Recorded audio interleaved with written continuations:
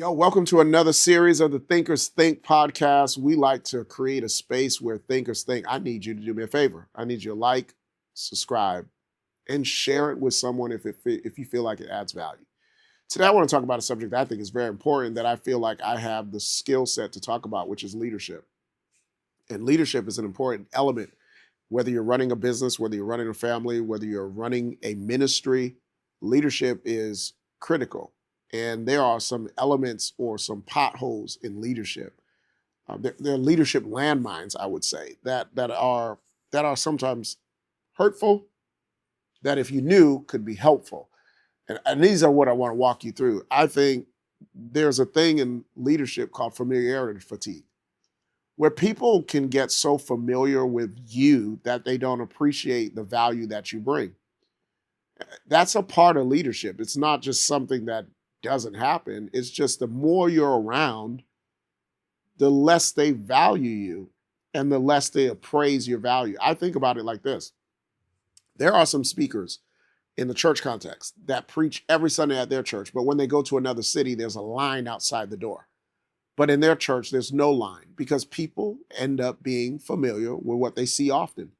And this is why it's so important that as you lead, if you get too close to people, people would start to minimize the impact that you bring, because easy access reduces the value of the person or the product that I have access to. If there's a limited supply of something, that supply becomes more valuable. But if there's a limited supply of it, if there's an abundant supply of it, or an overproduction of a particular product, that particular person doesn't become as valuable. Remember, in leadership, everyone is important, but no one is indispensable. That's a very important key for leadership. Everyone is important, but no one is indispensable. And if you can live by that principle, you will value everyone. You will treat everyone fairly, treat everyone equally, but you must own that you will treat some differently. And I think as leaders, we're so committed to trying to treat everyone the same way that we end up minimizing the effect of our leadership. I also want to say that there's a compassion burnout. As a leader, you could have so many stories that you hear that it gets old to you, and you don't have the sense of the emotional bandwidth to carry the different things that you're hearing over and over. And that's a real thing. As a leader, you must not fall into the trap of compassion fatigue. Compassion fatigue will make you non-empathetic, will make you not concerned with those that you should be concerned with, and will not make you as attractive as you first were when people saw you.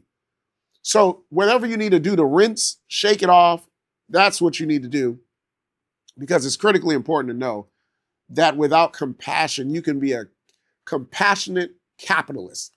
It's like what I would say. Like you have to have compassion for those that you serve, or you're not going to treat your employees fairly. You're not going to care about their needs. You're not going to care about their values. You're not going to care about their systems. You're not going to care about their world.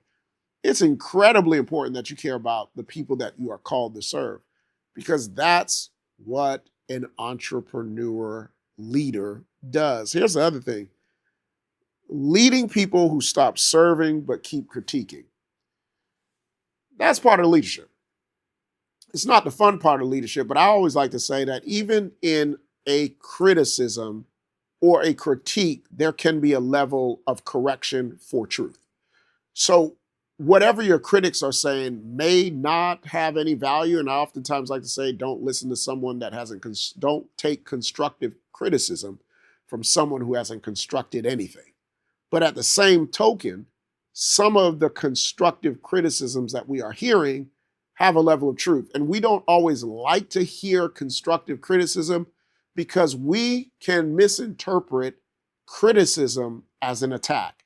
And it's not always an attack. Sometimes criticism is there to help build our character and to make us better. You will never escape being criticized as a leader.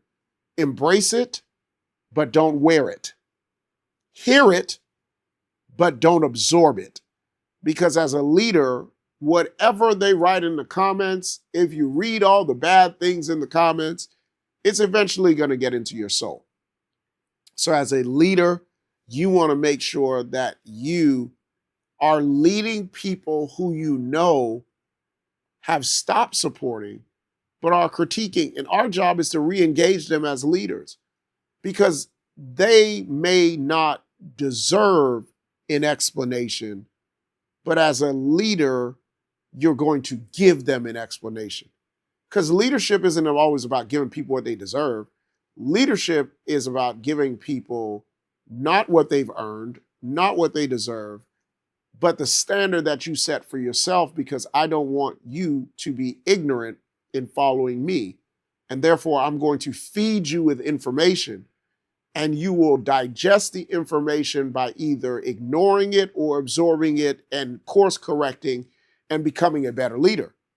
So as you are navigating this leadership thing, there are going to be people who don't support you, but will consistently criticize you. Your vision as a pastor, if you're a pastor, if you're an entrepreneur, there comes a time where your vision outgrows the current nucleus of people that you have to support it. And there's that tension that always happens. I'm a loyalist. I want to work with people that I know. Sometimes the people that you know can only bring you as far as they know. And sometimes you need to give them the opportunity, like I like to phrase it, to be released into the market space, to reapply for another job or another opportunity because their season with you has ended. Interestingly enough, as a leader, you must understand that if an employee decides to leave you because they found another job, they're going to be celebrated. But if you decide to let them go because their job is no longer needed, you're going to be ostracized. That's the price of leadership. Wear it, earn it, but don't absorb it. Leaders have to make hard decisions because at the end of the day, it's your name on the dotted line. Now, here's the other thing that I think is a critical thing. Leaders oftentimes feel lonely even when surrounded.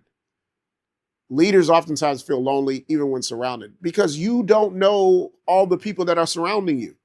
Sometimes the people that are surrounding you are happy and they want you to grow, pause, but some people have a level or a cap on the growth they want you to experience. And although they want you to grow, they don't want you to grow further than them. And sometimes being a leader is lonely, not because people are not present, but because some people don't have your best interests at heart. They have a portion of profit that they're getting from you profiting. You are their meal ticket. So as long as you're feeding me, I'm along for the ride because all of us are hungry. We want to eat. And sometimes they'll eat everything and leave you with the crumbs. That's why it's important that you take care of yourself. Because if you don't take care of yourself, here's the reality. You're not going to be around for anybody. And as a leader, you can keep driving and driving and driving and driving and driving yourself into the ground. But one thing is for sure. If you die today, McDonald's will still be open. So here's what I need you to understand as a leader. Leadership is not about calculating the present. It's about calculating the future. So there are times where you have to find talent that's not from within because what you have within is limited. And you need sometimes a fresh pair of eyes from the outside to show you where you're bleeding on the inside because all organizations and all leaders have blind spots. And there's nothing worse than being surprised by a blind spot in your organization that has been around forever, but nobody told you about. Today, I need you to think as a leader, what can you do to get better? Who can you remove to get faster? And who do you need to be brighter? This is Thinkers Think. We're just here to try to make you think.